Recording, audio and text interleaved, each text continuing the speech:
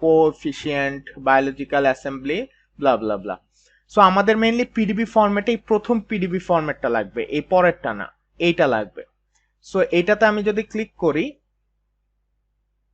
এখানে দেখেন save option চলে এসছে। সো আমি সেভ করে নিব। সো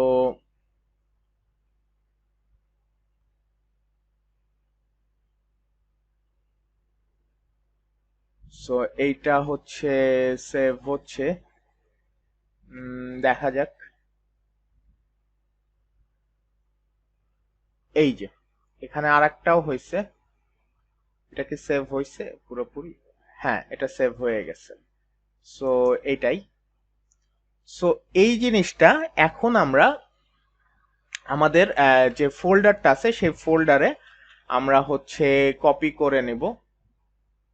সো এইটা হচ্ছে আমাদের ফোল্ডার। সো ফোল্ডারে কপি করে রিনেম করে আমি এই অংশটা কেটে এইভাবে করে দেব।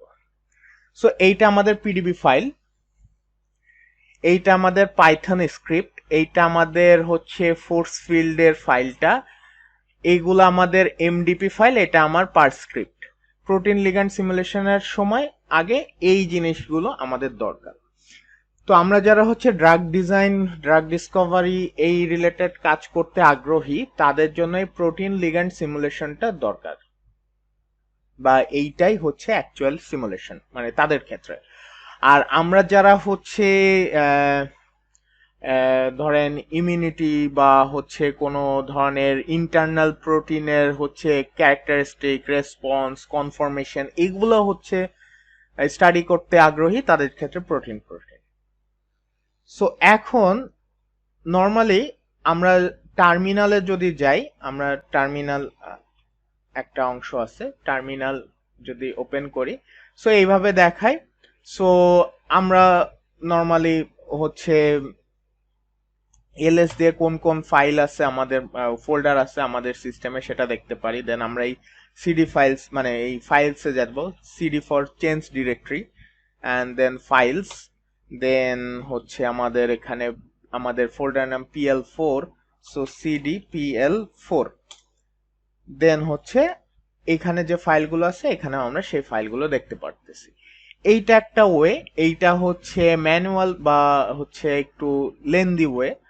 আর একটা ইজি সিস্টেম হচ্ছে, শর্টকাট সিস্টেম হচ্ছে, আপনি এই ফোল্ডারের ফাঁকা অংশে আপনার মাউস কার্সারটা নেবেন, নেওয়ার পরে এটা রাইট ক্লিক করবেন। রাইট ক্লিক করার পরে এখানে একটা অপশন পাবেন open in terminal. Open in terminal দিলে ডিরেক্ট আপনার এই ফোল্ডারটা টার্মিনালে ওপেন হবে। সো সেক্ষেত্রে আপনাকে এতবার চেঞ্জ ডিরেক্টরি বা চেঞ্জ করা লাগতেছে না। সো এখন আমাদের প্রথম যে কাজটা হবে সেটা হচ্ছে আমাদের এই পিডিবি ফাইলটা এই টার্মিনালে ওপেন করা এবং এটাকে প্রসেস করা।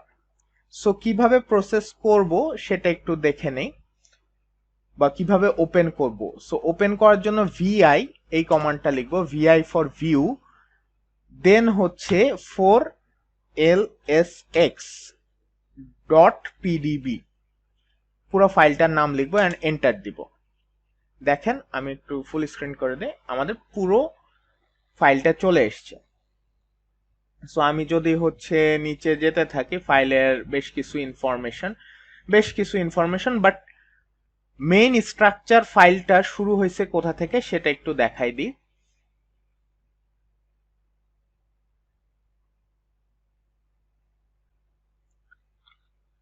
এগুলো সব ইনফরমেশন, যে এখানে কি কি আছে, কোথায় কি আছে, কত কি আছে, এই এই ধরনের ইনফরমেশন। এই অংশে দেখেন রিমার্ক আছে, এই অংশে এক একটা, যতক্ষণ না পর্যন্ত আপনি অ্যাটম লেখা না দেখতেছেন ততক্ষণ পর্যন্ত আপনার মেইন স্ট্রাকচার ফাইল শুরু হয় নাই। সো এগুলা এগুলা হচ্ছে ইনফরমেশন, এগুলা হেলিক্স, কোনগুলা হেলিক্স তৈরি করে, কোনগুলা বেটা শিট তৈরি করে, কোন অ্যামাইনো অ্যাসিড এই প্রোটিনের, সেই ইনফরমেশন গুলো দেওয়া আছে। কোনগুলা হচ্ছে বন্ড তৈরি করে, কোনগুলা লিংক তৈরি করতেছে। এই যে এখানে অ্যাটম লেখা দেখতেছেন, এই অ্যাটম থেকে শুরু আপনার স্ট্রাকচার ফাইল।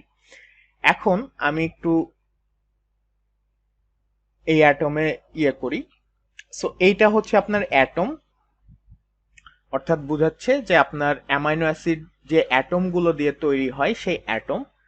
অ্যাটম নাম্বার হচ্ছে এখান থেকে 1, এইটা সে অ্যাটম নাইট্রোজেন, এইটা আপনার অ্যামাইনো অ্যাসিডের 3 লেটার ফর্ম সেরিন, এইটা আপনার যেই আপনার প্রোটিনটা তার চেইন নেম ওই যে যেটা দেখছিলাম এ, এবং এইটা তার পজিশন, প্রতিটা অ্যামাইনো অ্যাসিডের একটা পজিশন থাকে, এটা সেই পজিশন 31।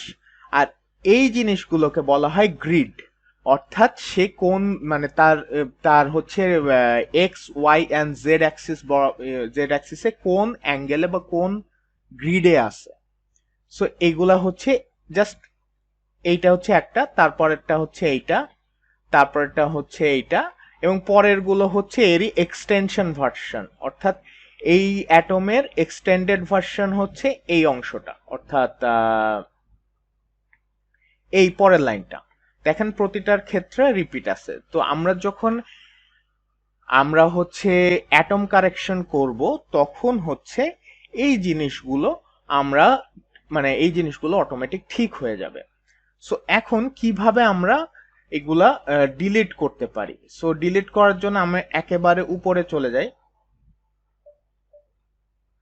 সো কয়েকভাবে আমরা ডিলিট করতে পারি। প্রথমত আপনার কিবোর্ডের যে ডি কিটা আছে, অর্থাৎ এ এস এবং তারপরে যে ডি কিটা আছে, এইটা যদি আপনি চেপে ধরে থাকেন তাহলে একটা একটা করে লাইন ডিলিট হতে থাকবে। এইটা একটা সিস্টেম। আর একটা সিস্টেম হচ্ছে, আপনি ধরেন এতগুলো লাইন একটা একটা করে ডিলিট হতে থাকলে অনেক সময় লাগবে, সো আপনি চাচ্ছেন যে একবারে 100টা লাইন ডিলিট করতে। সো আপনি প্রথমে 100 টাইপ করবেন, কিন্তু 100টা কোথায় টাইপ হচ্ছে এটা দেখা যাবে না, মানে এটা দেখার কোনো সিস্টেম নেই। সো আপনি ব্লাইন্ডলি টাইপ করলেন, ধরেন আমি এখানে টাইপ করলাম 100 অ্যান্ড দেন ডি যে কিটা আছে এটা 2বার প্রেস করলাম, দেখেন এখানে তখন লেখা উঠবে 100 ফিউয়ার লাইনস। আমি চাচ্ছি এখন 1000 লাইনটা ডিলিট করতে। সো 11000 1000 এবং ডি বাটনটা আমি 2বার হচ্ছে প্রেস করব। সো এখন 1000 না হয়ে 10,000 হয়ে গেল। সো এইটা ক্ষেত্রে কি হয়, এটা এরকম করলে যেটা হয়, দেখেন আমার এখানে এ চেনের বেশ কিছু অংশ কেটে গেছে। সো কেটে যাক, সমস্যা নাই, আমি এমনি এ আর বি চেনটা রাখতে চাচ্ছি না, কারণ হচ্ছে সবচেয়ে বড় প্রোটিন।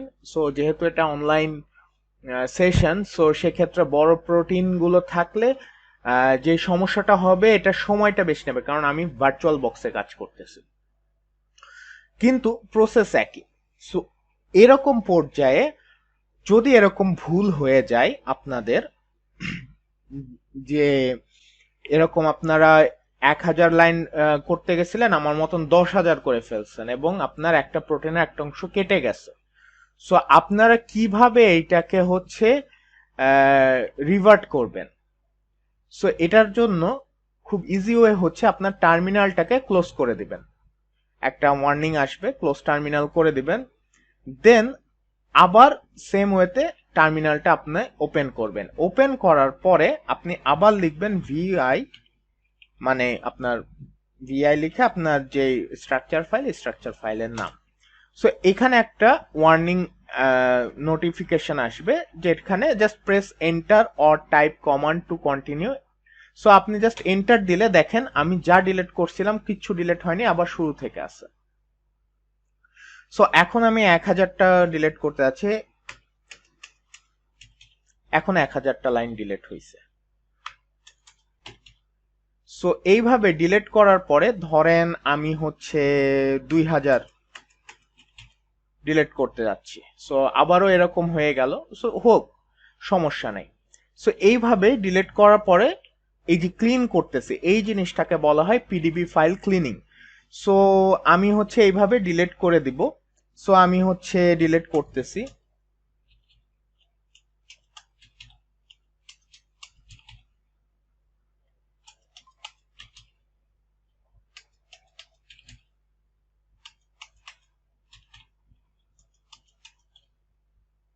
আমি হচ্ছে এখানে